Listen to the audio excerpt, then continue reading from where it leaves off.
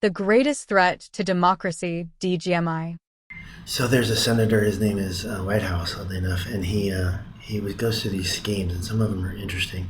But I've always wondered if a person could get rich enough to take over the United States. And basically, the answer is yes. Scheme 22, you can find it on YouTube, talks about a group of billionaires who put in a couple $100 million to change the politics in the United States, and I believe that's what's happened. There's a plutocracy.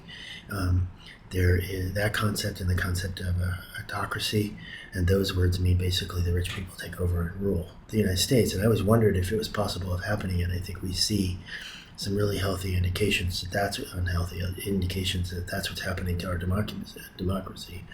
One of the proudest and strongest democracies of the past is becoming weakened by people using the money that's being supplied by some very politically corrupt people to change our society, and I don't think that should be allowed. I think people should stand up and say, no, you can't be a felon and be a president. You can't be a scammer and be a president. You can't be, you can't only think of yourself and cause a pandemic problem in the United States. You shouldn't be allowed this stuff. This stuff should be stopped. You shouldn't be able to buy and bribe the Supreme Court.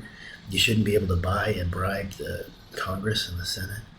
Our government shouldn't be up for sale. Anybody who says it should be up for sale, like Citizens United and those concepts, they're being bribed. So it should be ended by real Americans.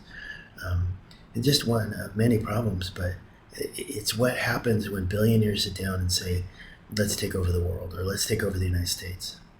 And you should really look at Project 2025 and where it comes from.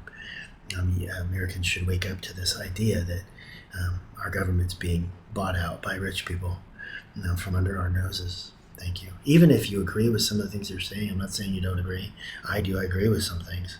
But I agree with just enough and see the dangers just enough. And maybe that's something that you really should scare Americans. I'm not a fearmonger kind of person, but there are real indications that there's trying to be a dictatorship here, and they're trying to buy it by rich people. So look it up. It's really kind of a good speech, far better than I could give. It's called Scheme 22, and it's by Sheldon Whitehouse, and he's a senator. And it's very interesting. Some of the other ones are interesting too. Thank you. So I was doing research and I got the video stuff out, and I just wanted to read this or talk about this. Plutocracy is a term that describes a society that's basically run by the rich, directly or indirectly by the extremely wealthy. There have been ones before in history. A common characteristic of a plutocracy is frequent enactment of government policies that benefit the wealthy, and often at the expense of the lower classes, like the giving of the rich tax breaks, $7 trillion, and making them happy, but made them richer. It's at the expense of the poor, who have to pay more taxes for that and pay for that in the long run. So that was a previous administration, but that is obviously trying to set up a plutocracy. The person bragged that he could kill somebody in Times Square and get away with it as president, and then they enact some rules that actually change a long-term decisions that presidents can be liable for illegal activity. And so now they're trying to apply all illegal activity to the immunity given by presidents. That's a plutocracy. That is something that a democracy and a republic, or depending on how you consider it, should fear.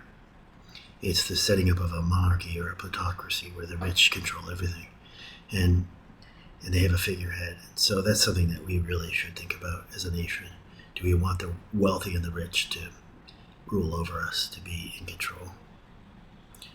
So there was this video, and at the end he goes, thank you for watching, and I thought that was so cool. So we do thank you for watching. Please like and subscribe. And one more thing, there's a lot more facts and relevant information to these subjects, and we can't put them in every video, or they'd be really long. And sometimes our longer ones are there with more details. So please feel free to email us at dgminsights@gmail.com. Thank you.